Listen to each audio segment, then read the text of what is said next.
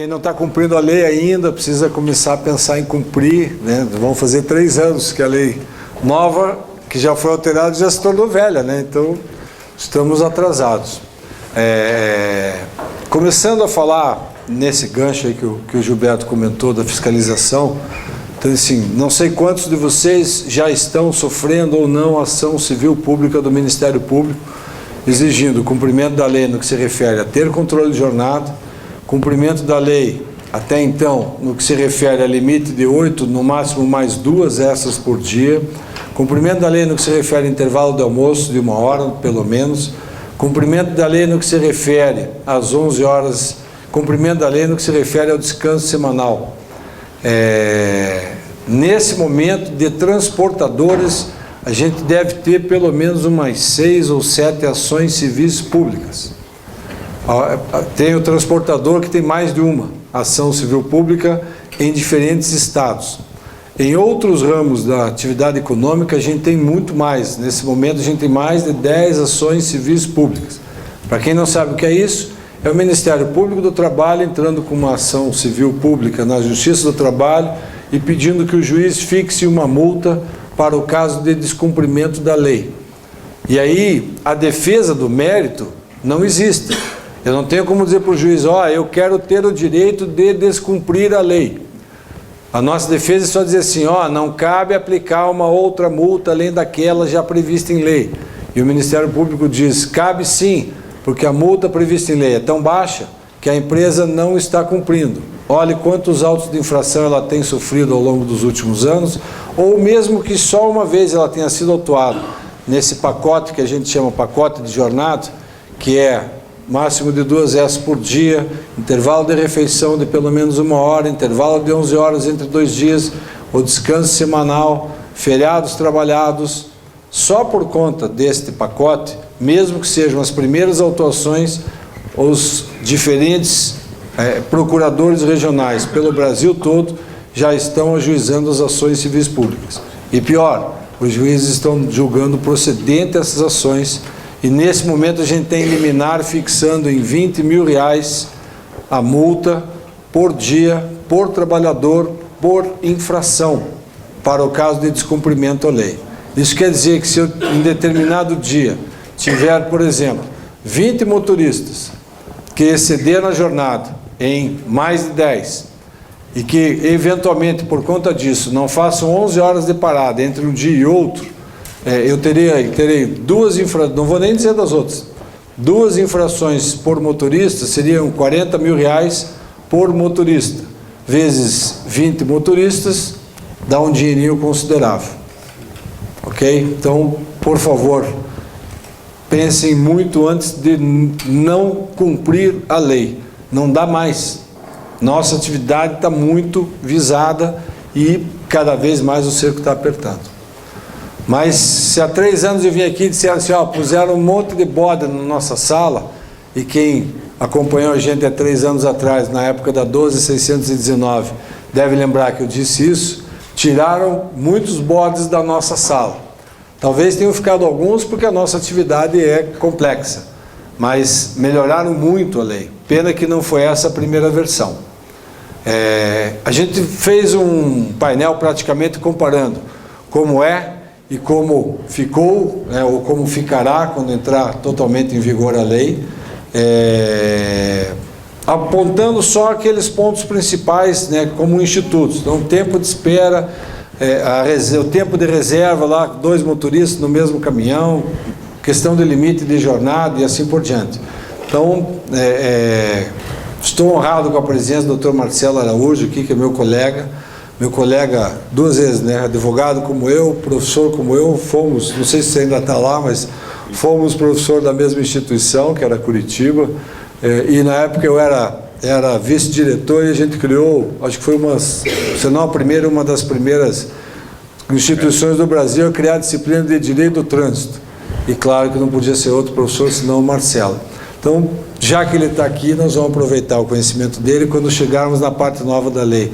No que se refere às multas por excesso de peso, por exemplo, a gente vai passar a bola para o Marcelo para ele contribuir e complementar. Então, nosso foco vai ser mais, evidentemente, a questão trabalhista, né? Mas junto com ela as mudanças que acabaram acontecendo também para os agregados, já que algumas mudanças antigamente vieram na CLT e aí nós tínhamos um tratamento desigual, né, entre o que a CLT dizia para o empregado e o que a 12.619 dizia para os agregados, ok? Acho que será mais produtivo se a gente for expondo e daí ao final a gente abre para que vocês possam fazer perguntas, daí leva-se o microfone. Eu até estou com outro microfone, porque está sendo gravado a nossa conversa aqui, mas para que saia também daí a pergunta de vocês, será necessário vocês falarem no microfone, então ao final a gente abre para debate e para dúvidas, ok? Podemos começar? Então vamos lá. Então a nossa exposição toda vai ser assim. O que está em branco é o que atualmente estava vigorando, a Lei 12.619, e em amarelo são as mudanças que estão vindo com a Lei 13.103. Então, até agora o que nós tínhamos? A jornada ordinária de 8 horas por dia e até um máximo de 2 extras por dia. Isso, na verdade, quem leu a Lei 12.619, ele diz assim: aplica-se ao motorista os limites previstos na Constituição. E agora a gente, através de uma lei nova, está dizendo que ele pode chegar a ter 4 horas extras por dia. A Constituição prevê essa possibilidade? Não. O Ministério Público do Trabalho já está anunciando que vai entrar com uma ação direta de inconstitucionalidade contra dispositivos desta lei. Eles dizem toda lei, mas cá entre nós, toda lei eles não vão conseguir. Mas existem alguns dispositivos de risco para nós que a Justiça possa realmente entender que eles são inconstitucionais. Aproveito para fazer não é bem uma correção, mas um esclarecimento, porque hoje fui surpreendido com a notícia de que eu teria dado uma entrevista dizendo que a lei tem dispositivos inconstitucionais, que inclusive com base neste meu pensamento, manifestado por meio de uma suposta entrevista, a CNTT, que é a Confederação Nacional dos Trabalhadores do Transporte Terrestre, estaria também entrando com uma ação de inconstitucionalidade. Então, só para que não reste dúvida, eu sou advogado de transportadora, sou advogado de sindicato patronal das transportadoras e, evidentemente, não seria eu que iria dizer que essas disposições são inconstitucionais. Só que a entrevista foi assim: o senhor sabe o que aqueles que dizem que é inconstitucional pensam? O que eles pensam eu sei. O que eles pensam? Eles pensam isso, isso e isso. Saiu a entrevista como se fosse pensamento meu. Então, mas isso acontece cada vez que a gente dá entrevista, principalmente por telefone, né? Eles fazem a famosa edição, né? Pinçam o que interessa e colocam lá. Mas vamos lá. Essa foi uma mudança muito significativa. Para o dia a dia das empresas, talvez não. Por que para o dia a dia, talvez não? Porque hoje, se o nosso motorista já exceder de 10 horas, fizer 11, 12 ou 13 horas, o que acontece? A gente paga isso como extra.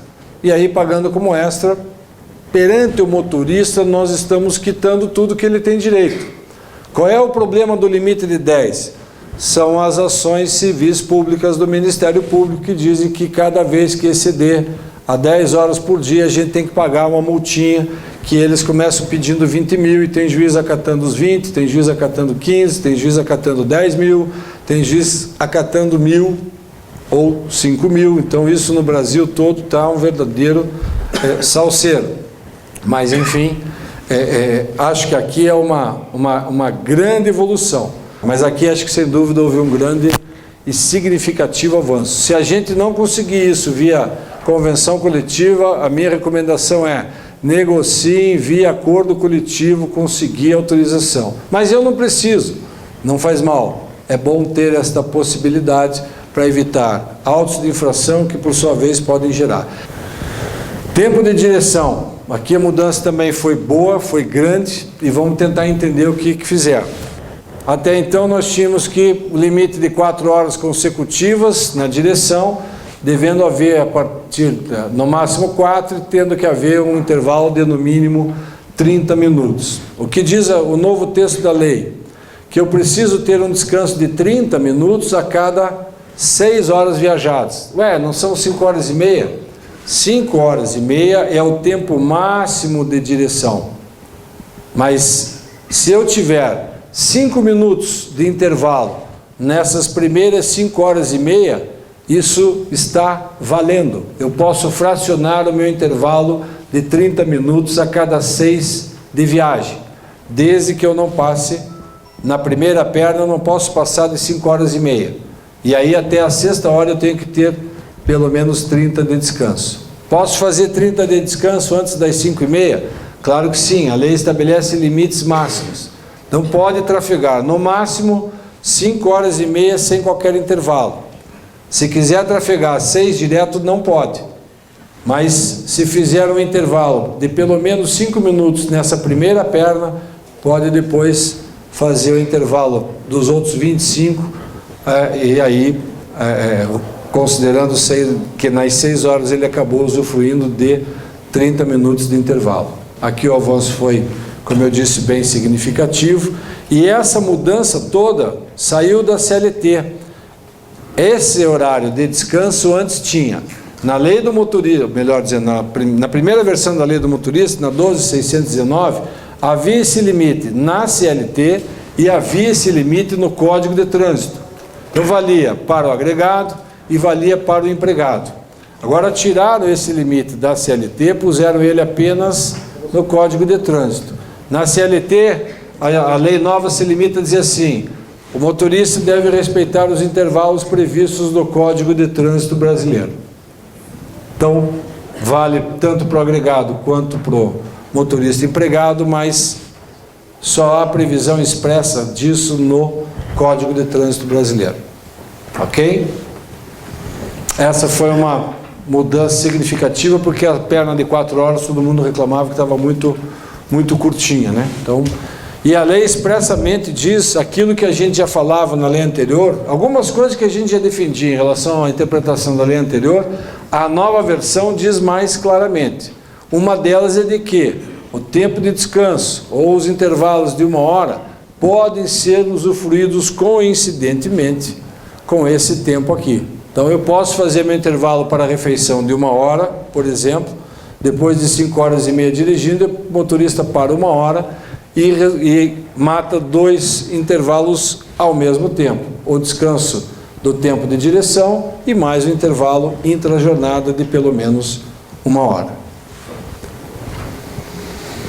Tempo de espera. Particularmente acho que aqui foi o maior avanço que a gente conseguiu. E acho que aqui o Ministério Público vai ter dificuldade de invalidar via ação civil pública ou via, melhor dizendo, ação direta de inconstitucionalidade. Mudou muito o conceito de tempo de espera. A gente tem que reaprender a trabalhar com o tempo de espera. Tem alguém aqui do pessoal que tem rastreamento e controle de jornada via sistema de rastreamento? Vocês vão ter que redimensionar tudo, né? Porque principalmente tempo de espera para nós transportadores, eu não sou, mas me considero, mudou muito e mudou muito para melhor, né? Então os sistemas vão ter que sair, vai ter que ser uma nova versão, evidentemente, né? Então vamos entender. Antigamente nós dizíamos que tempo de espera é tempo de fila, seja fila para carga, seja fila para descarga, seja fila em barreira fiscal, seja fila em barreira alfandegária. Mas eu só podia considerar como tempo de espera aquilo que excedesse a jornada ordinária, ou seja, às 8 horas do dia, ou 7 horas e 20, se a gente trabalha com 6 dias de 7 horas e 20.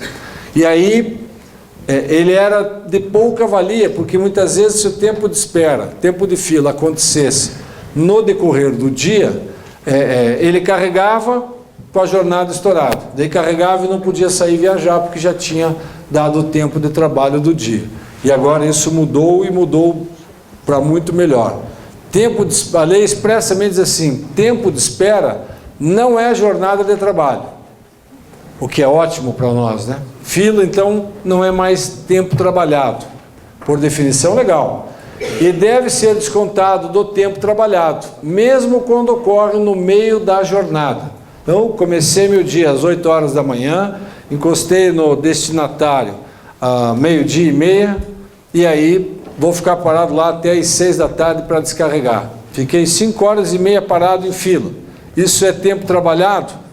Por definição legal, nessa nova versão, isso não é tempo trabalhado e eu desconto isso do dia. Então, eu trabalhei das 8 até meio-dia e meia, trabalhei 4 horas e meia, portanto, dentro de um horário ordinário, ainda tenho mais 3 horas e meia para rodar depois que eu carregar ou depois que eu descarregar, e esse meu tempo de espera não vai ser descontado do meu tempo trabalhado.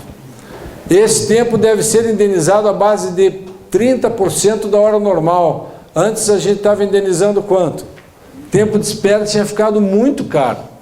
Ele só não tinha os encargos, né? Porque ele é uma indenização, mas assim mesmo eu tinha, o motorista ficava na fila, meu caminhão parado, e eu tinha que pagar para ele 1,30 do valor da hora, né? Porque era a hora acrescida de 30%.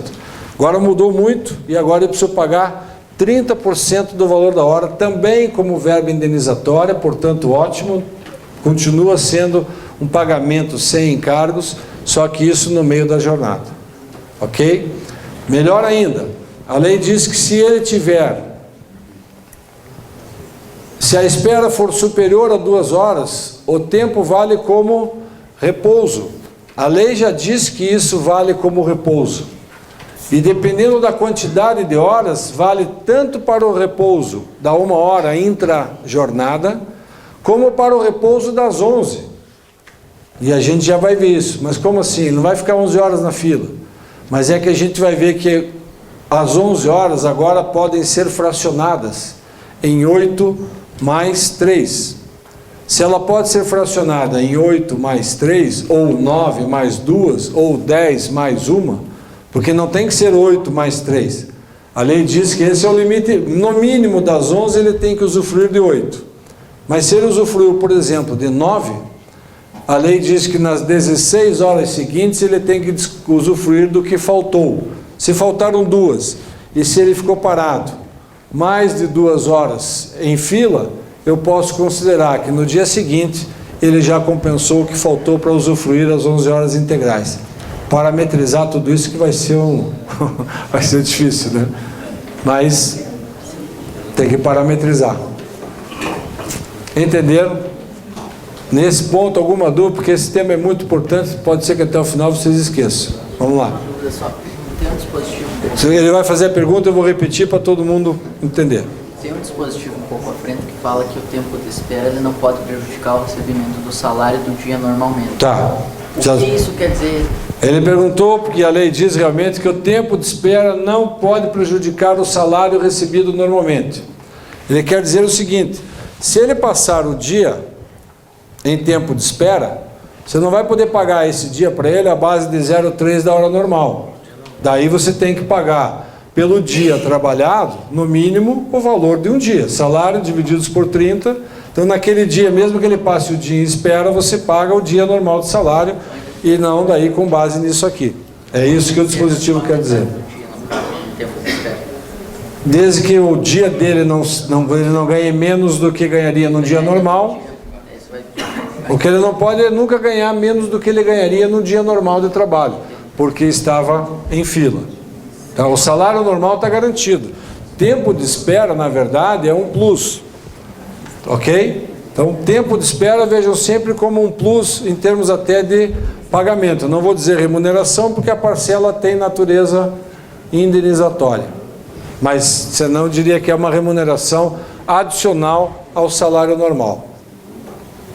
Mais alguma dúvida sobre tempo de espera? Pois não. Naquelas situações que o motorista tem que ficar ao lado do caminhão para fazer manobra, ou que ele participe da conferência, tá. Isso deixa de ser tempo de espera? Não. Durante a espera, a lei expressamente diz. Dessa vez foram os empresários que escrevemos a lei. Da outra vez também, mas não parecia, né?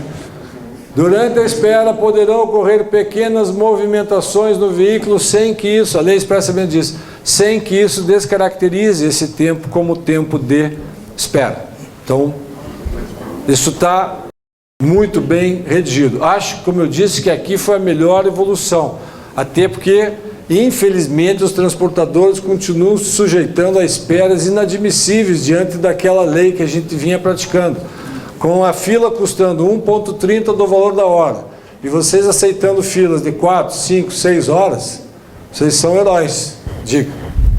Qual é o limite máximo de tempo de espera que eu posso utilizar num dia? Por exemplo, o motorista saiu trabalhar 8 horas da manhã, trabalhou até as 10, aí ele vai ficar até as 18 horas parado esperando porque eu não tenho carga definida ainda.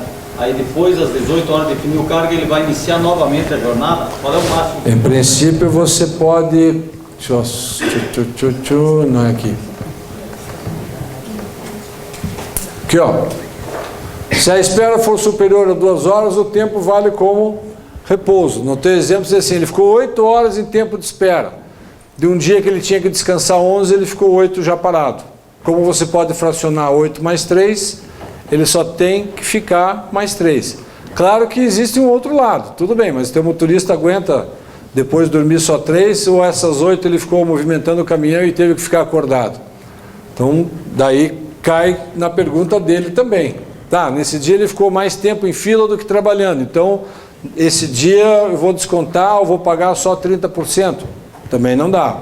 Claro, veja, conceitualmente falando, tem muita gente da área de RH aqui, né? Conceitualmente falando, trabalho é só o tempo efetivamente trabalhado ou é o tempo que o empregado fica à disposição do empregador? É o tempo que ele fica também à disposição. Considera esse trabalho não só o tempo efetivamente trabalhado, mas também o tempo que ele fica à disposição. Essa é uma regra geral. Criaram para nós aqui uma ótima exceção, dizendo que esse tempo de espera não é... Está no anterior, né? Não é jornada, deve ser descontado, mas dentro de limites razoáveis. Se você puder usar e quiser usar como repouso, como intervalo para repouso, a lei permite. Mas precisa ver se o motorista vai aguentar rodar depois. Ele trabalhou 2 horas, no exemplo, daí ele ficou essas 8 horas paradas, daí ele teria que trabalhar mais 6 horas depois. Aí eu posso colocar ele para trabalhar mais 6 horas? Sim, sem problema. Só que daí, vamos lá, 6 mais 8, 14, mais 2, 16, tem que ver quanto tempo ele vai ficar parado depois para começar no dia seguinte, né? Mas em princípio o teu raciocínio está corretíssimo. Ficou 8, vamos fazer 6 horas. Ficou 6 horas, trabalhou 2, ficou 6 parado. Quanto ele ainda pode trabalhar? Sem pagar hora extra, mais 6 horas depois da fila. Algum risco de inconstitucionalidade? 14 horas. Alguém? Algum risco ainda de inconstitucionalidade aí? Ali, inconstitucionalidade eu até acho que não. Mas aqui é onde a gente esbarra na legalidade, que são coisas distintas. É dizer que tempo de espera em que ele está na fila, mesmo movimentando o caminhão de vez em quando, não é tempo à disposição e, portanto, não é tempo trabalhado. Isso é uma regra que foge ao conceito que vale para toda e qualquer categoria. A gente está excepcionando só para os motoristas. Então, mas eu diria assim, está mais para ser ilegal do que para ser inconstitucional. A inconstitucionalidade seria assim, por tratamento discriminatório ou desigual, não por infringir uma expressa disposição da Constituição, que é mais ou menos o caso das horas extras lá.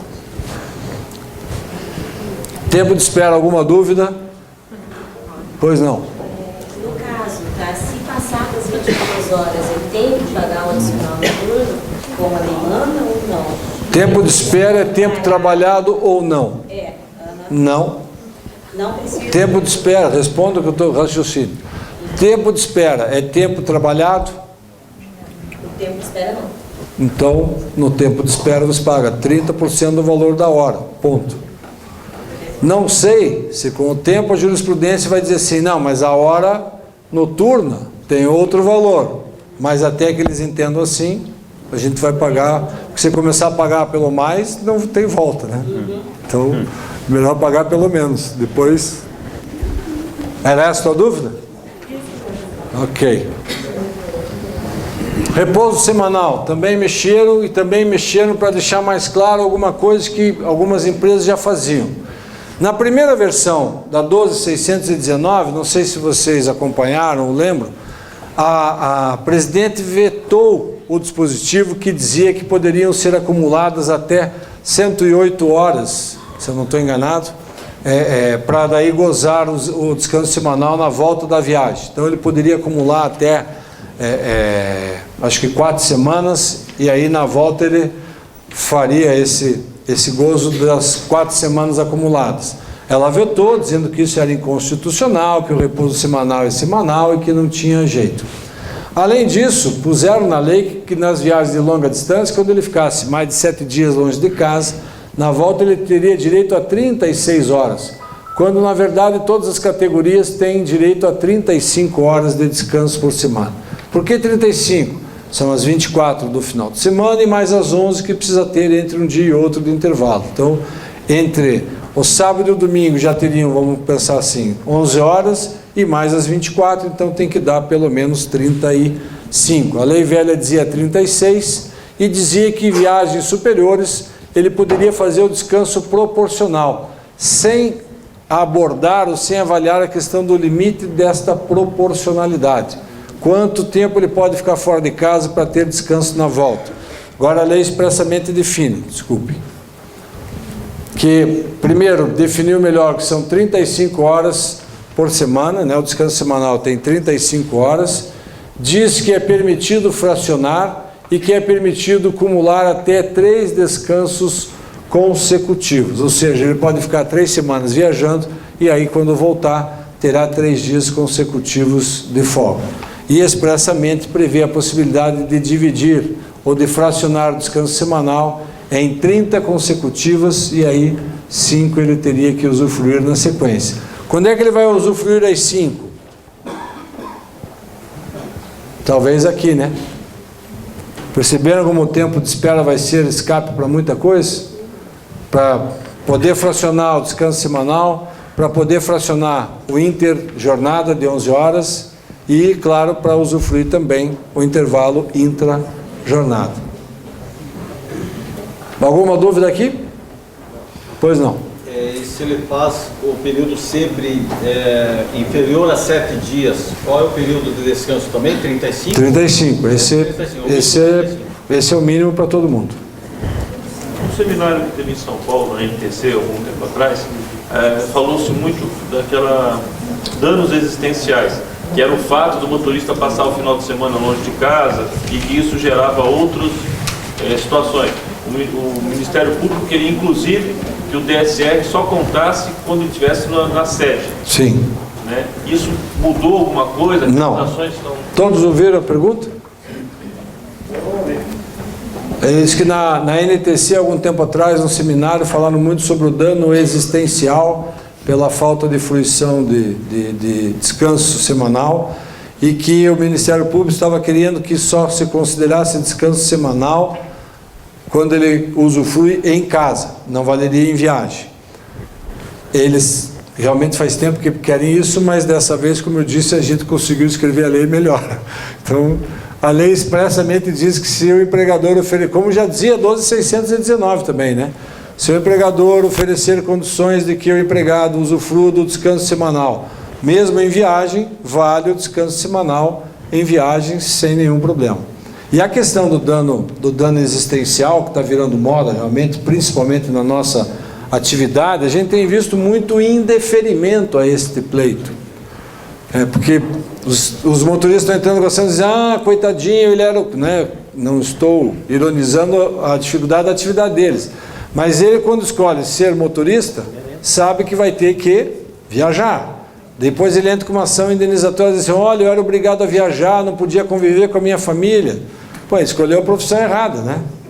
É mais ou menos o advogado que queria uma indenização porque vive pressionado, estressado por conta dos prazos para cumprir no processo. Estou na profissão errada. Eu vivo com prazo, vivo com relógio. Só porque eu atrasei 10 minutos, a juíza decretou revelia da empresa. É a regra.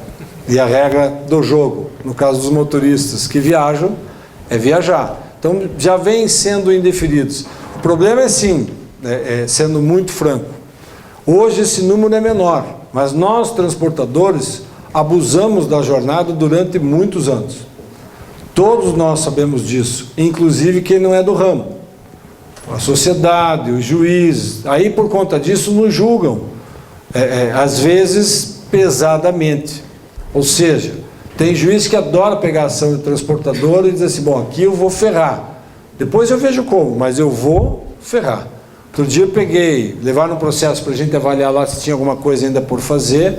1 ano e meio motorista, a conta estava em R$780 mil. Só de dano moral, a juíza elevou de 7, que era a primeira instância, para 60. A juíza não, a desembargadora, no nosso TRT. Por quê? Porque o motorista disse assim: eu trabalhava das 5h30 da manhã até as 11h30 da noite, todo dia, durante todos os dias desse ano e meio. Isso é razoável? Não. Todo mundo sabe disso. Talvez até a desembargadora, que foi relatora e que achou que isso tudo era verdade. Só que qual foi a defesa da empresa? Ela disse: olha, a gente não implantou ainda o controle. A gente está implantando, está avaliando, está estudando, está vendo, e aí está levando chumbo, porque não saiu do gerúndio. Sai do gerúndio. A lei tem 3 anos. Está vendo o quê? Está esperando o quê? Daí, claro, a juíza achou que a sentença foi justa.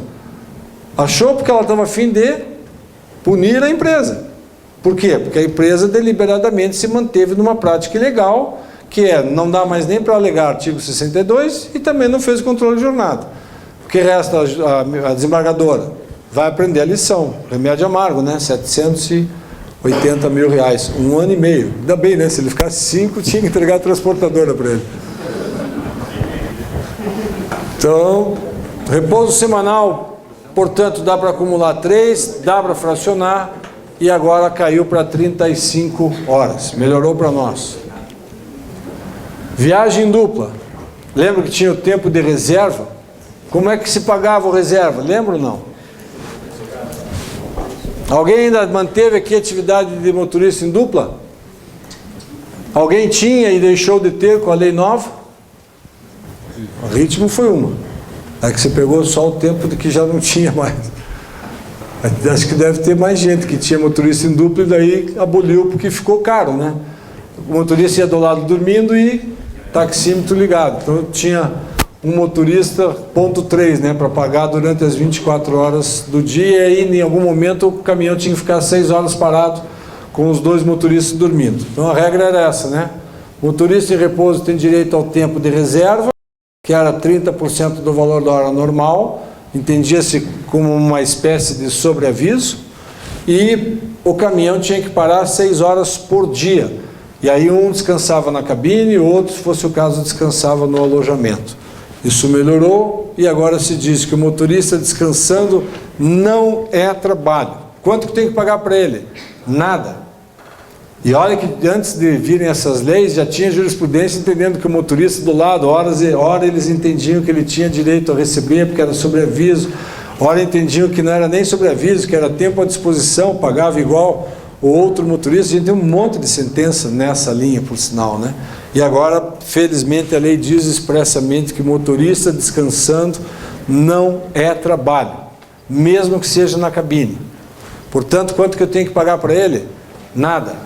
Eu ponho um dirigindo e o outro descansando, se quiser, com o custo normal de quem está trabalhando.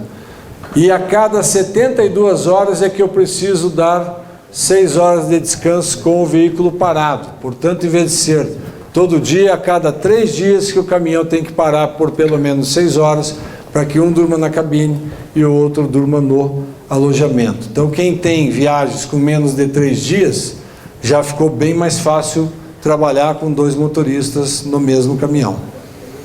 Essa foi uma mudança também importante, principalmente para algumas empresas e dependendo do modal. Alguma dúvida aqui? Pois não. No nosso caso da Ritmo, que no caso, quando vai em dupla hoje em dia, quando o motorista ao lado, ele é liberado para fazer apenas a descarga. E a gente acaba pagando um dia para os 2. Você acha que... Consulta particular, a gente trata amanhã por e-mail.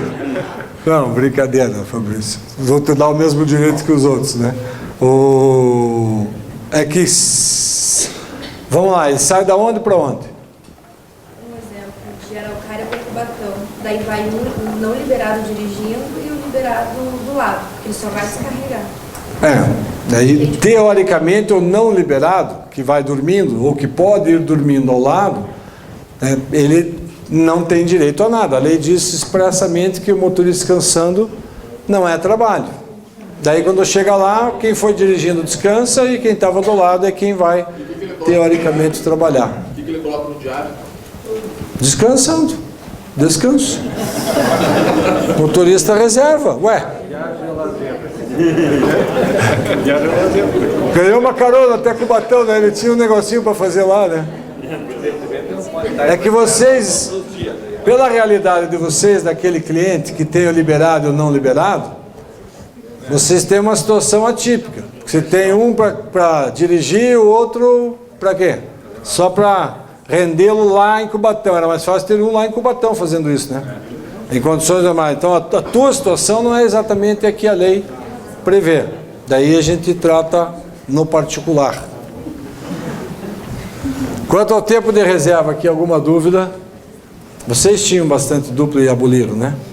Então, já ficou bom de novo. Já ficou possível, né? Pagamento de comissão. Tem alguns clientes meus aqui na sala, quando mudou, veio a lei nova, eu disse assim, não vamos sair do sistema de comissão. Ah, mas a lei diz que não pode mais pagar comissão. Não vamos sair do sistema porque a gente não pode e a lei não diz bem isso, a lei diz que não pode desde que. Então, vou até ler o texto velho da lei aqui. Perder muito tempo. Mas a lei dizia basicamente o seguinte, não pode haver pagamento de comissão com base nisso, se isto gerar risco às vias públicas, gerar insegurança nas rodovias. Então, ela condicionava, não pode ser gerar insegurança. Só que, claro, Ministério Público, Ministério do Trabalho, alguns juízes queriam ler só a primeira parte. E a gente disse assim, a lei não diz que não pode, diz que não pode ser gerar insegurança. Se a gente cumprir a lei no que se refere a controle de jornada e tudo mais, dá para continuar pagando comissão. Na dúvida agora ficou melhor, porque agora há expressa previsão. Eles escreveram a mesma coisa ao contrário. Agora está escrito assim, é possível pagar comissão, desde que isso não gere insegurança. Antes dizia assim, não pode pagar comissão se isso gera insegurança. Agora assim, pode pagar comissão, desde que não gere insegurança. Mas eu enfatizei essa uma mudança relevante. No fundo aqui para mim não é mudança, tá? Só que, claro, tudo isso é válido desde que se respeitem, já era assim, se respeitem os limites de segurança. Ah, ele é comissionado, ele roda 18 horas por dia porque ele quer. E a gente porque é besta de deixar. Não podemos falar isso, né? Não, azar, ele roda assim porque ele quer. Não é bem assim, né? Intervalo intra-jornada. Aliás, escrevi errado. Intra não, né? Inter-jornada. Intra-jornada é no meio. Então, desculpem a falha. É mínimo de 11 horas, já era assim, sem possibilidade de ser fracionado. E agora é mínimo de 11, podendo ser fracionado em até 8 mais 3. E aqui, cuidado. Desde que o tempo remanescente seja gozado nas 16 horas seguintes. Por que 16? É o que fixaram na lei. Por que 16? 8 mais 16 dá 24. Então, eu preciso, em 24 horas, que ele usufrua de 11 horas. Se ele gozou 8, ele tem que gozar as outras 3 dentro das 16 horas que faltam para completar o ciclo de 24. Esse é o limite mínimo de um único descanso. Fez 2 de 6, vale? Não. No mínimo de 8. Vai ter fila? A minha operação eu sei que tem fila no dia a dia. Então, talvez possa tirar bom proveito disso aqui. O que a gente precisa aprender a fazer, quer dizer, não quero ensinar vocês são do ramo e eu não. Mas é avaliar cada operação de qual é a melhor maneira de executar. Porque isso depende do cliente embarcador, ou depende do cliente destinatário, ou depende do destinatário, porque o meu cliente é o embarcador. Mas outro dia, semana passada, que eu fui fazer essa audiência civil pública, de uma ação civil pública lá em Minas Gerais, a gente foi no cliente, do meu cliente, da transportadora. E ela leva do cliente para o cliente. Ou seja, de uma unidade produtora dele para outra unidade produtora dele, com transit time, tudo no horário, tem a janelinha certa, carrega, sai, e a janelinha é das 10 à meia-noite. Então, das 10 à meia-noite saem 4, 5 caminhões. E daí ficam de 4 a 6 horas parados lá em São Bernardo. Claro que a indústria automotiva, que adora fazer isso com vocês. E aí, ele fica refém do próprio cliente. Se ele atrasar, o cliente põe penalidade nele. Se ele cumprir, ele fica parado 6 horas com o caminhão lá. E o motorista sem descansar. Tem lógica isso? Não, né? Aí o diretor da unidade que expede a mercadoria disse assim, a gente precisa ver mesmo o que está acontecendo lá. Está acontecendo isso, é?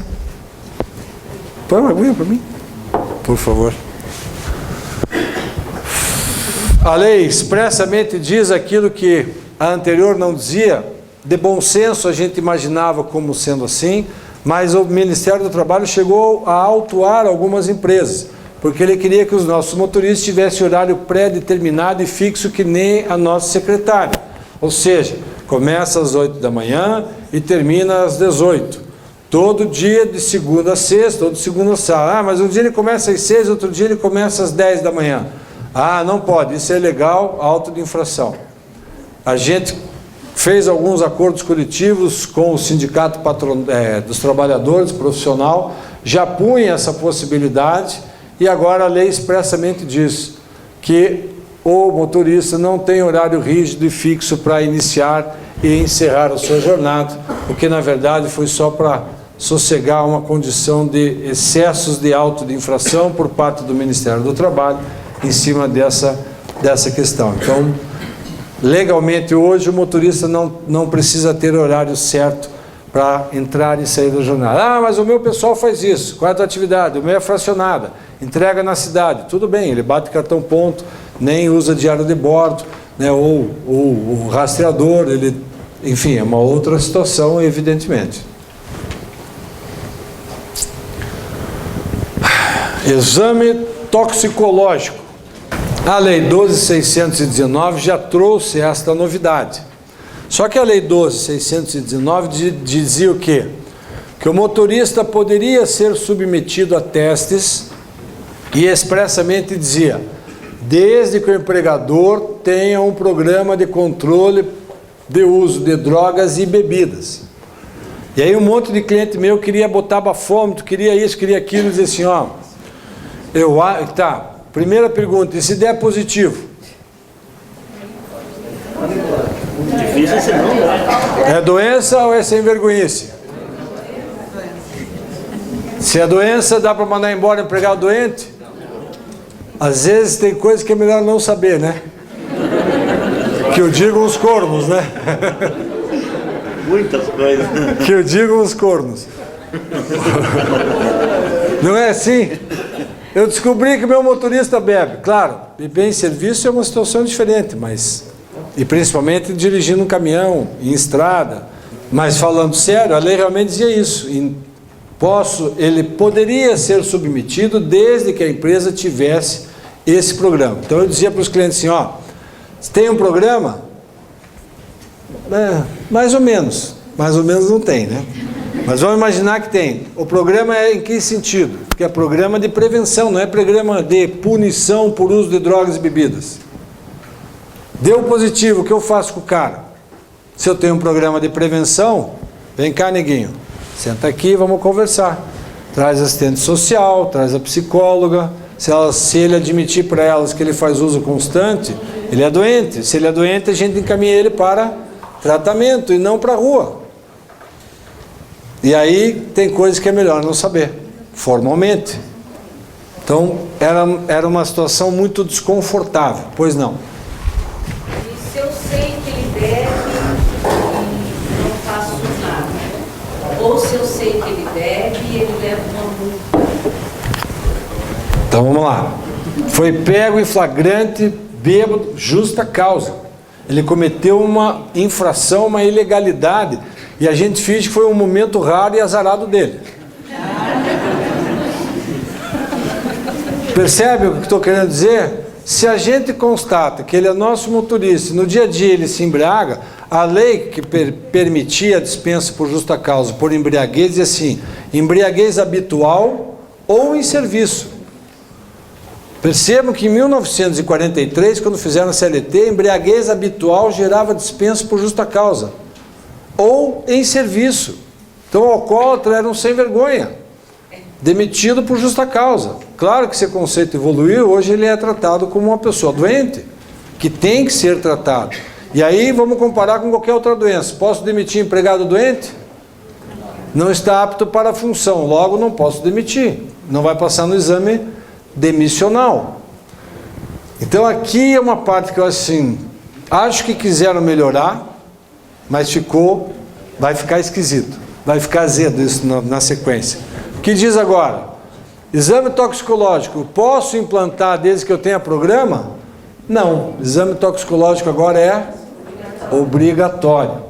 Puseram lá nos artigos que tratam da medicina e segurança no trabalho. Lá está escrito que agora ele tem que fazer exame admissional e demissional. E se der positivo para droga, a gente não vai admitir, certo?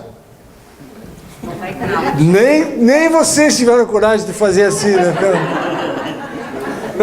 Balançar a cabeça mesmo sem saber para que lado ir. Então, não, são dois problemas. O médico não vai dizer isso. Admitir, o médico não vai dizer que ele está inapto. Porque eu... Não, mas agora ele vai. Ele pode não dizer que está inapto, mas você vai ter um resultado dizendo, por exemplo, que ele é usuário de cocaína. Vamos sair da bebida. Mas aí não É toxicológico, bebidas e drogas. a gente não vai cair na questão da confidencialidade do médico? Vai? Mas para que se faz o exame? O médico vai dizer o quê? Que ele está apto a sair para a estrada?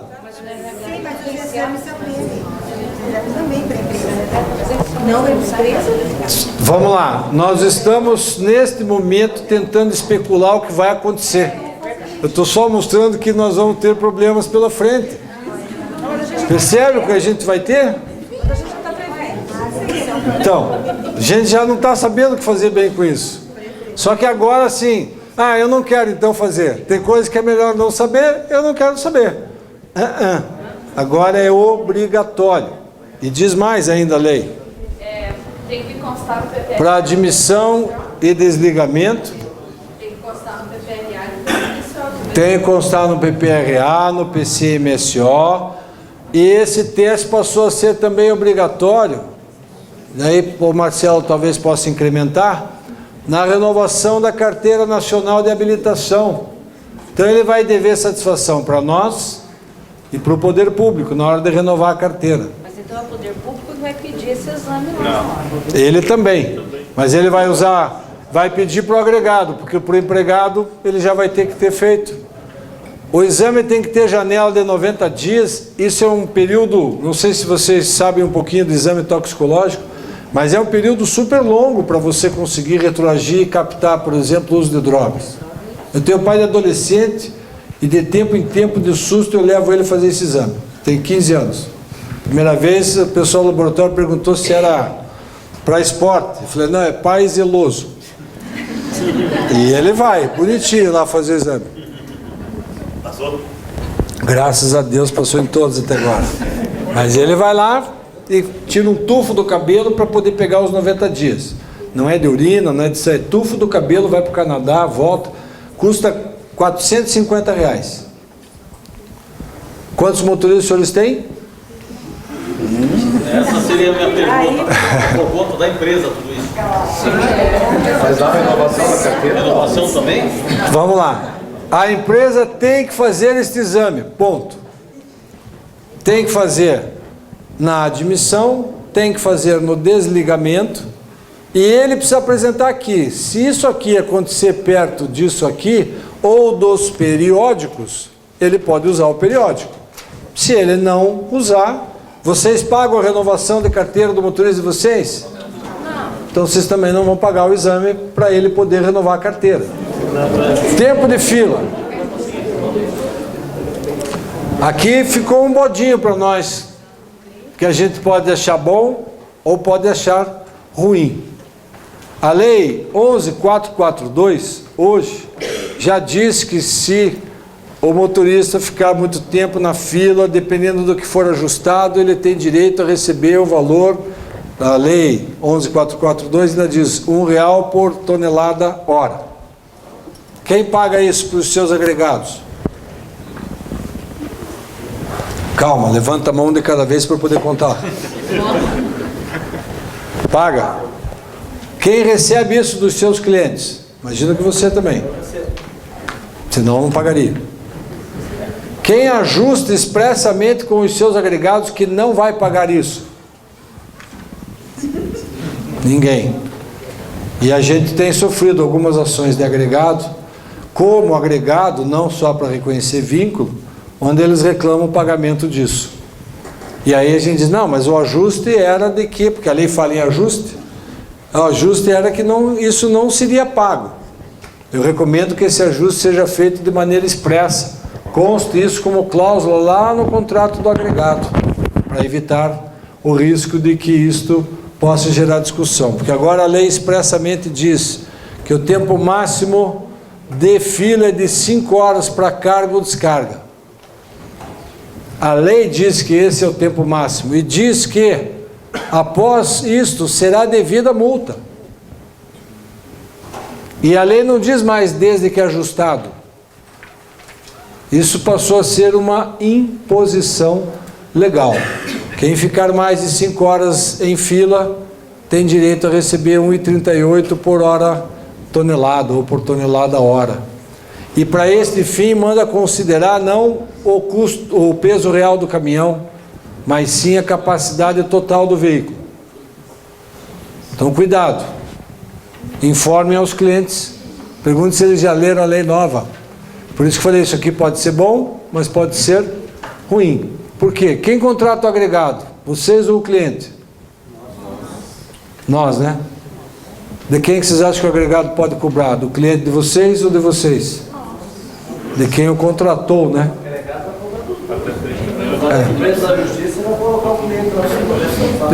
Se eu fosse advogado do agregado, eu dizia cobra da empresa. A não ser que ela esteja quebrada, né? Mas é raro porque a atividade vai muito bem, graças a Deus. Retroage após as 5 a cobrança ou não é a partir das 5? Retroage, boa pergunta. Então aqui, ó. Tempo máximo 5 horas. A partir de 5 horas, você tem que pagar quanto? Retroage a data da chegada. E a lei diz, inclusive, que o destinatário ou local de carregamento é obrigado a emitir um documento com o horário da chegada. Está escrito na lei. Não dá mais para a gente dizer assim, não, mas o meu cliente não faz isso. Denuncie no Ministério Público, a denúncia é vítima. Verdade. Vocês não são vítima disso? Ué, tirem proveito disso. Estou falando sério. Hoje a gente pode fazer denúncias anônimas. Denuncia no Ministério Público que o embarcador X ou que o destinatário Y se negam a emitir um documento que a Lei 13.103 diz que eles são obrigados a emitir. E aí, ou a gente começa... eu costumo dizer para alguns clientes isso, bom empregador cumpre a lei. Mas o cara é bacana, me pediu para fazer um acordo aqui com ele, para liberar o fundo de garantia e simular aqui uma rescisão. Ele aproveita e saca o fundo de garantia. Vou repetir, bom empregador cumpre a lei. Quando ela é boa para o empregado e quando ela é ruim para o empregado. O embarcador ou o destinatário de vocês vai ter que cumprir a lei. Se não cumprir, denuncia o cara. Vai pôr uma multa, né? Vai ter uma multa da deve haver regulamentação ainda sobre isso. Né? Mesmo que tenha um contrato, diz que a diária será após a 24ª hora? Houve um fato novo pós este contrato, que é a lei. Juridicamente diz assim, requisitos de validade de um ato jurídico ou de um contrato. Agente capaz, objeto lícito e possível. Eu não posso fazer cláusulas contrárias à lei, porque essa cláusula é absolutamente nula. Então, antes, na 11.442, se fixava, mas dizia assim, depende do que for ajustado. Agora, a lei diz assim, E você pode ajustar para mais, você pode até estabelecer que o limite vai ser menor. Isso o contrato permite. O contrato não permite que você diga assim, não, eu só vou pagar algum valor de multa se o atraso for superior a 10 horas. Essa cláusula é nula, porque é contrária à lei. Mas ela se sobrepõe a 11442? Não, essa mudança foi na 11442. Ah, foi na 11. Foi. Isso aqui foi criado na 11442. Tá alterando... É que essa lei aqui, ela tem uma parte que é ela mesma, que é ela em si, que define lá, essa lei se aplica aos motoristas profissionais. Tem uma parte dela que altera a CLT, tem uma parte dela que altera o Código de Trânsito e uma parte final dela agora que alterou a Lei 11.442, que é a lei que regulamenta o transporte. Essa alteração especificamente, se eu não estou enganado, é do artigo 11 da lei. São outras multas. Isso aqui é multa em favor do transportador, que a gente deveria estar achando ótimo. A gente só ficou meio desconfortável porque em alguns momentos a gente é cliente do transportador, que é o agregado, né? Mas, além dessa, outras multas que podem ser aplicadas pela ANTT, até o máximo 5% do valor da carga. Tem carga valiosa, né? 5% do valor da carga vai ficar pesado. Basta algumas denúncias anônimas na ANTT, no Ministério Público, eu garanto que eles vão passar a emitir documento e dar um jeito de acabar com isso aqui. Tem coisa mais sem lógica do que eu ajustar que você tem que me trazer a mercadoria o mais rápido possível. E aí eu te deixo 6 horas esperando. Fique segurando minha matéria-prima aí. Se você atrasar a minha linha de produção, eu te mato com as multas. Mas eu não tenho onde pôr, então segura aí o estoque em cima do teu caminhão, porque você tá sem ter o que fazer com esse caminhão mesmo, né? Quando o caminhão descarrega e carrega no mesmo lugar, 5 mais 5 é 5 no total para essa operação? Para cada operação, eu entendo que é o limite de 5. Ele falou carrega e descarrega. Imagino que ele faça isso em momentos distintos. Daí, 5 horas para cada situação. Você diz a carga de retorno, né? Entendo que esse limite é para cada operação. Doutor, só mais uma pergunta. É para iniciar, não para descarregar. Iniciar dentro das 5 horas ou descarregar dentro das 5 horas? Tanto faz. Para carregar ou para descarregar, tempo de fila, por isso que eu pus fila. Máximo de 5 horas. Está lá, ó. Para carga ou descarga. Começou a descarregar com 4 horas e meia. Só que é uma descarga de, vamos supor, Não, para começar a operação. Para começar a operação. Não é para... Agora entendi a tua pergunta. Agora, na analogia, eu tenho um agregado fixo. Tá? Agregado. Agregado. Não é independente, TAC independente. TAC agregado, melhor dizendo, TAC agregado. Tá. Se a empresa não dá serviço para ele, pessoal, hoje eu não vou descarregar. Ele vai ter direito a isso também, que eles estavam querendo que ele ia receber em função de ser agregado. Não. Isso aqui está claro que é em fila. Se você não deu serviço para ele, entre aspas, isso faz parte do risco da atividade dele de transportador autônomo de carga. Os freteiros tem dias que tem 3, 4 mudanças na cidade e tem dias que fica parado no ponto e não aparece ninguém. Teoricamente é isso. Mas nesse caso do freteiro ele é avulso, né? Agora o agregado, ele tem um contrato mensal, ele fica... O que diz teu contrato? Mas o que diz teu contrato? Diz que você tem que dar carga todo dia? Não fala sobre isso, fala de exclusividade. Então, entendo que não. Agora, depende de cada caso concreto e de cada contrato, né, em concreto. Mas, em princípio, faz parte do risco. A mesma coisa teu cliente embarcador. Você tem um contrato que ele te garante carga todo dia. Se você disser que tem, o dia que ele não te der carga, você vai considerar que carregou e transportou igual. Vai cobrar dele uma diária. Se você não tem, e naquele dia, por qualquer razão, ele ficou sem ter carga para te dar, dia que pegou fogo no depósito da Refrigeração Paraná, da Electrolux, imagino que alguns transportadores ficaram parados lá, né? Alguns dias, né? Para não dizer semanas. Se não tiver uma cláusula de contrato para o transportador que o proteja desses imprevistos, ficou naquele período sem faturar. Cadê o pessoal da... Deve ter acontecido com vocês, né? O DOT. Pois não. No caso, nós cobramos do nosso cliente após 1 hora a chegada dele, se ele não descarregar, a gente cobra R$60 por hora. Tá. Fazendo as contas dos nossos veículos, nesse valor de 1,38 a hora a tonelada, sai menor do que o cobro do cliente. Existe a... Qual que sai menor? Esse daí. Tá. Eu cobro a mais do que a... A mais você pode, só que daí depende de ajuste em contrato. Esse aqui independe de qualquer coisa que está previsto em lei. E esse aqui, só, por isso que é só quando passa de 5 horas. Até 4 horas e meia ficou na fila, azar teu. No aspecto legal. Se você, no teu contrato de transporte, tem uma cláusula dizendo que ele te paga acima de meia hora de espera, ele já tem que te pagar alguma coisa, ótimo para você. Isso pode. O que não pode é fazer uma cláusula dizendo que isto aqui não se aplica, que é o mínimo. Algo mais?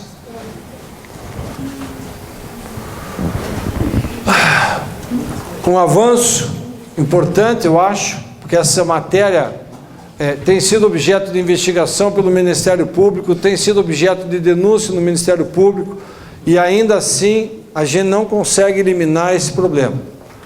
Se o coitado motorista um dia ficar positivado no Serasa, no SPC, ele não consegue mais trabalhar como motorista, porque daí as reguladoras de sinistro, das seguradoras, não permitem que ele seja motorista, porque daí dizem que não vão dar cobertura de seguro.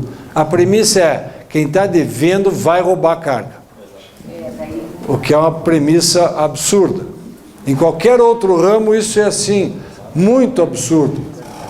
Por muito menos, algumas empresas pagaram condenações milionárias pela famosa elaboração de listas negras. Só que isso existe. É corrente no mercado e ninguém tem coragem, talvez, de ir lá denunciar. Os poucos que tem, daí não conseguem provar. Eu já vi alguns inquéritos civis desses, acredito que as reguladoras vão lá e dizem assim, nós não vedamos ninguém, não. Mentira, prove. E aí a prova seria como? Pegar o e-mail dele dizendo que o cara não está... Como é que a Ritmo chamou o cara lá? Só que é diferente. O apto lá, como é que é? O não apto? Não recomendado? Não. Não licenciado lá da nossa operação lá, como é que chama? Não liberado. Presunção de que todo devedor vai roubar carga é forte demais, né? Mas mudaram a lei.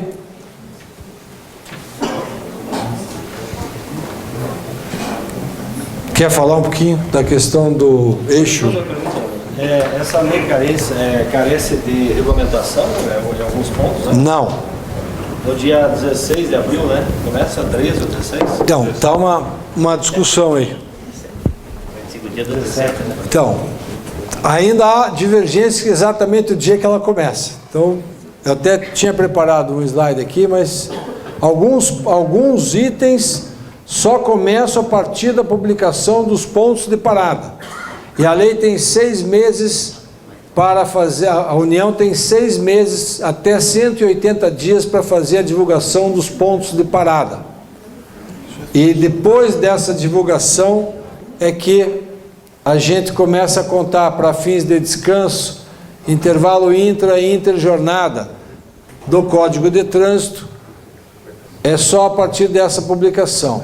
Exame toxicológico, 90 dias para renovação, 1 ano para admissão e desligamento. A gente tem, portanto, 1 ano para fechar convênio, reduzir o custo desses exames toxicológicos.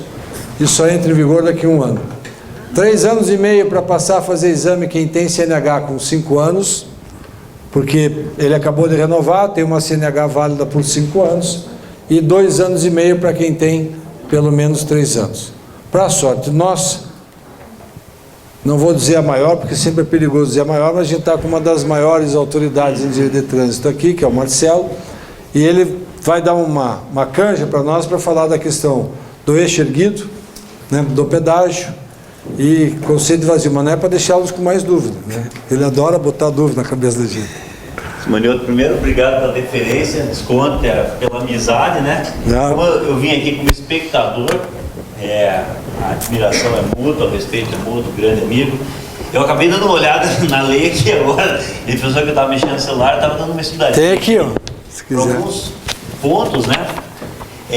Mas assim, de cabeça, de bate-pronto, esses dois assuntos que eu comentei com o Esmalhoto ali fora, é que eu já havia feito um comentário a respeito deles, que é o eixo suspenso, né, o eixo elevado, e as multas de excesso de peso. Mas aqui, inspirado por tudo que o Esmalhoto foi falando, você falou, Esmalhoto, que várias multas já foram aplicadas. Eu não estou falando de multas de tempo, multas do CTB, mas multas trabalhistas foram aplicadas. Sim. Ali, no último dispositivo da lei, está falando que as multas decorrentes da lei, qual que é o último dispositivo? Serão ficam convertidas em advertência. As penalidades decorrentes de infrações no disposto da lei 12.619, que alterou a CLT e também o CTB.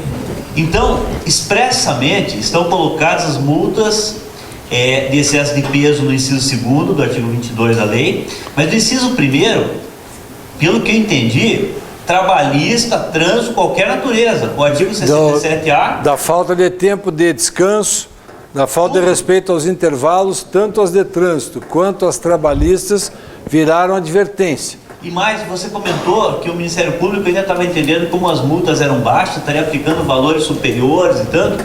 Se aqui na própria lei está dizendo que tudo vai virar advertência, me parece uma abrangência muito grande. Na parte de trânsito, você pode converter em advertência aquilo que é infração de natureza leve ou média, que é o caso do artigo 67A. Mas como esse inciso 1º do 22 aqui generalizou tudo, eu devolvo a bola para você, para os clientes, que aparentemente, pelo que está aqui, não é nem discussão de mérito, nem nada. Aí o Ministério Público vai dizer, não, mas aqui a gente foi fora da lei, conseguimos uma decisão judicial, aplicação dessa penalidade. Penalidade pecuniária é multa. Sim, então, a lei está dizendo que não vale mais. Não. É o que está dito aqui. Outra coisa, adorei a parte do exame toxicológico, porque eu já havia escrito a respeito disso, quando apenas trânsito. Essa lei seria destinada ao profissional do volante, mas a exigência do exame toxicológico, tanto no Detran quanto aqui, é para as categorias C, D e E. Muitos de vocês aqui, que talvez até já tenham trabalhado, qual que é a tua categoria? E. Você ganha para fazer transporte? Eu vi um carrão aqui fora, que você não faz tratamento com ele, né? Falando de Rover aqui, não faz não, né? Veja, quanta gente é da categoria, ele por ser C, D ou E vai ter que fazer. Agora, quem é categoria B aqui? Você é categoria B, o Jackson aqui é categoria B. Vai o Rui e o Jackson fazer a renovação da carteira. Ele é E e ele é B, mas eles têm um carro igual. O Rui vai enroscar e não vai ser diminuído para B, e esse não vai precisar fazer, os dois são drogados. Vocês entenderam o que eu falei? Para dirigirem hoje, na prática, o mesmo veículo, ele é B e ele é E, mas só dirige categoria B. Na hora de fazer a renovação, ele, mesmo não trabalhando remuneradamente como tal, ele vai ficar impedido. Diz aqui agora, nessa legislação, que ele vai ficar suspenso por 3 meses. Relembro que o Esmalhoto acabou de falar. A suspensão do direito de dirigir implicaria em não atendimento do contrato de trabalho, justa causa. Então ele vai ter uma suspensão não por ter cometido infração de trânsito ou mesmo delito de trânsito, pelo exame toxicológico aqui está implicando numa penalidade, porque suspensão do direito de dirigir não é um tratamento, é uma penalidade prevista, então ele vai ser punido por isso aqui. E uma das consequências da suspensão de direito de dirigir é curso de reciclagem, etc. Vai ser tratado como tal. Outra coisa, ele pode não ser apanhado embriagado só na hora que está trabalhando, porque ele pode estar com a moto dele no final de semana na praia e ser pego embriagado, que deixa de atender também, né? Quem que... Nesse caso, não poderia, de repente, considerar como o EAR, que exerce... Boa pergunta, eu ia comentar isso agora há pouco. Ninguém consegue me definir claramente o que é o EAR que ela está falando aqui, exerce atividade remunerada. Eu pergunto para você, o motorista particular, cujo automóvel que ele dirige é placa cinza, não placa vermelha de táxi, ele trabalha para o governador, placa oficial, se não for locado, né? Ele tem que ter EAR ou não? Não sei. Motorista de ônibus? Sim. Motorista de caminhão de vocês? Tem caminhões que fazem transporte para a própria empresa, do seu próprio produto, da Casas Bahia, do depósito para a loja, etc., e que é placa cinza. Ou seja, não é veículo de aluguel. Ele não é remunerado pelo transporte, é remunerado como empregado. É diferente. Ou seja, está escrito na carteira de trabalho dele motorista, ou o veículo com o qual ele faz o transporte tem que ter a placa vermelha também. A lei não deixa isso claro. Aqui ele está implicando todo esse exame toxicológico do C, D e E. Mas vamos entrar no problema lá. Médico descobriu, a clínica descobriu. Aparentemente, um dos crimes ele está cometendo, ou por usuário ou por traficante. Correto? Se é um produto ilícito que foi detectado, porque aí o próprio crime do 306, a infração fala embriaguez ou qualquer substância psicoativa que determine dependência ou que altere a capacidade psicomotora. Aí a gente tem desde a fluoxetina, Lexotan e companhia, lícitos, desde que tenha receita, né? Até aqueles ilícitos. Ilícitos não precisa ter quantidade. Aí você entra ou no traficante ou no usuário. Ambos crimes. O médico vai ficar quieto, Manioto, na confidencialidade? Porque se o cara for para a clínica e for suspenso, ele foi suspenso por quê? Se ele foi na clínica fazer exame toxicológico, está suspenso por 30 dias, ele vai chegar por 3 meses. Ele vai chegar em casa e falar o quê? Que ele quebrou a perna no caminho, então não pode dirigir durante 3 meses? Não dá, né? Qualquer idiota vai saber que o cara, no mínimo, é usuário de droga. Aí ele vai lá tirar um pedaço lá do cabelo. Para nós facilita, né? A tratação também, criar, então não vai sobrar pelo aqui para fazer exame. Aí você faz o exame. Você lembra do caso da Tainá?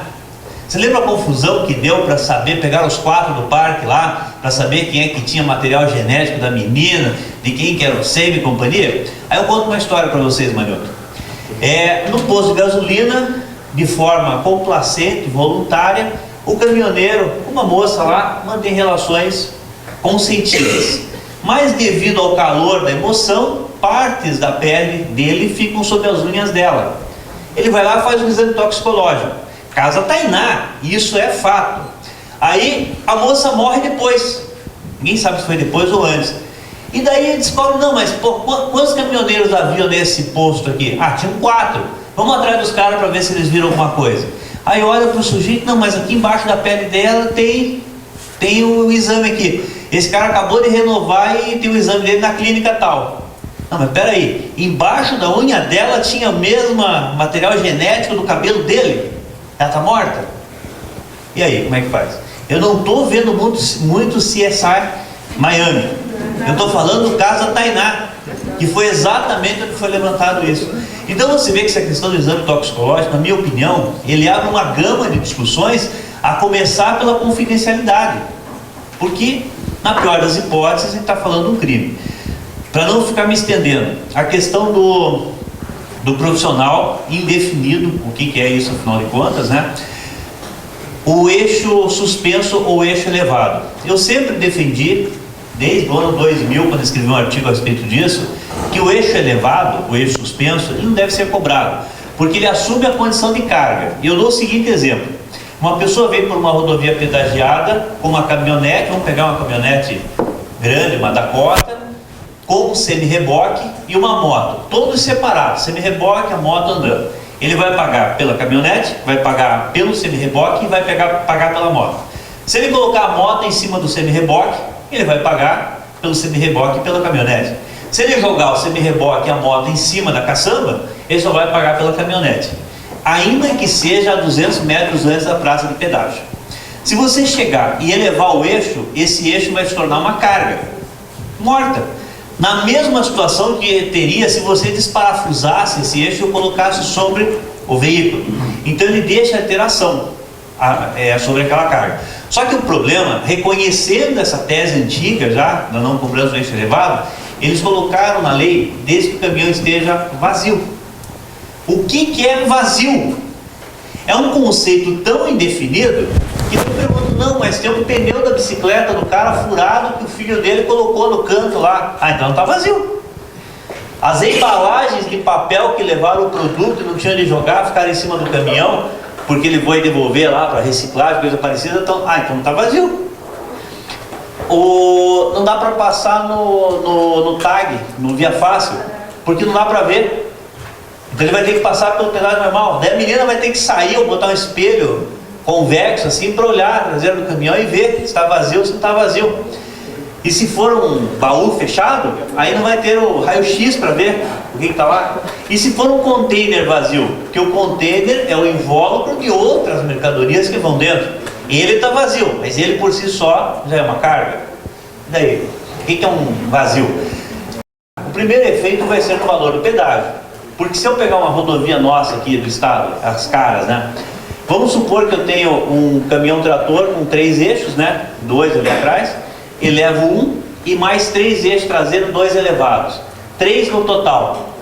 Se for o pedágio por eixo, quanto? 15 a 20 reais, você imagine que num veículo eu tenho 45 reais, pelo menos, a menos de arrecadação, e não vai ter implicação nenhuma no pedágio do restante e nem nos investimentos previstos para as próximas 2 décadas. Vai trazer efeito, logicamente. A não cobrança das multas de excesso de peso, ele generalizou o artigo 231. Ele colocou para qualquer tipo de excesso de peso. Eixo, peso bruto total combinado. E sendo infratores o transportador, o embarcador, né? E muitas vezes o embarcador já está com uma discussão grande na NTT, porque você tem situações, eu vou dar um exemplo que acontece com minério aqui em Almirante Tamandaré. O pessoal que faz a extração de minério, ele vai colocar o caminhão no comprador, no cliente dele, e coloca lá obedecendo o peso bruto total, óbvio, né? Só que daí o eixo começa a sofrer as movimentações da carga. A NTT estava autuando, está ainda autuando o embarcador, que é o cara que fez a extração do minério pelo excesso de peso no eixo, com uma interpretação, na minha opinião, equivocada do artigo 257, de quem seria o responsável nesse caso, que seria, na minha opinião, o transportador. Então, e multas não pequenas, multa de 15, 20 mil reais que vão para o CNPJ. Só que agora a gente está nessa vacatio legis aqui, até aparentemente dia 17 de abril, pelo menos, né, que seriam os 45 dias da publicação, que a conversão e advertência dessas penalidades seria dos 2 anos anteriores. Então tudo que está acontecendo, Ismanioto, nesse período aqui, não está valendo nada. E se no dia anterior à vigência da lei, se a lei começar a vigorar no dia 17 e houver mudanças com uma outra lei, ela adquire um número novo, ela passa a ter um número novo. Mas se for no dia anterior, é mudança na própria lei e recomeça o prazo de contagem da vigência dela, se a mudança for substancial, correto? E daí se mudar exatamente esse ponto, estão multando agora por excesso de peso, que tudo vai virar advertência ou não? Trabalhista está aplicando penalidade, que aparentemente não vai ser convertida, né, em penalidade? Mas eu acho que é rápida a pincelada, até agradeço a oportunidade. Eu acho que eu não cumpri o acordo, né? Acho que deixei com mais dúvida. Mas obrigado pela oportunidade e parabéns. Obrigado a você.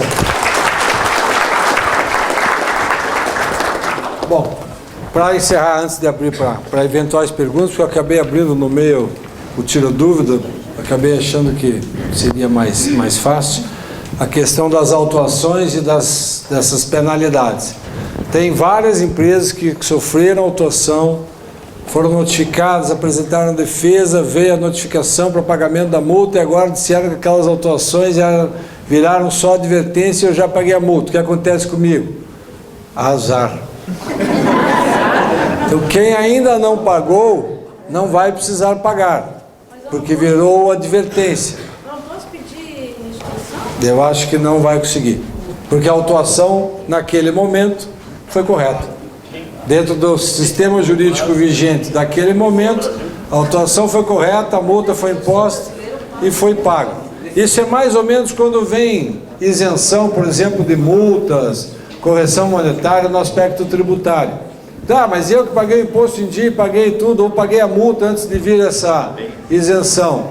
Azar teu, sorte de quem pôde se beneficiar. Então acho que essa troca da multa por advertência é para quem ainda não pagou, tanto as de trânsito quanto as trabalhistas. Mesmo no caso do embarcador, precisa fazer alguma documentação ou a passividade já isenta isso?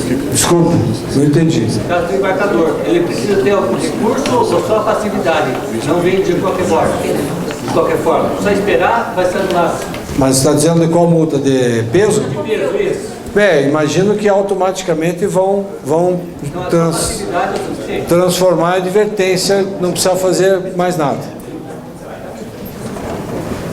Então eu vou fazer assim, da minha parte está encerrado, obrigado pela atenção, e aqueles que quiserem eu fico aqui para tirar dúvida, quem quiser descansar ou não quiser ouvir as perguntas, fiquem à vontade. Obrigado, gente.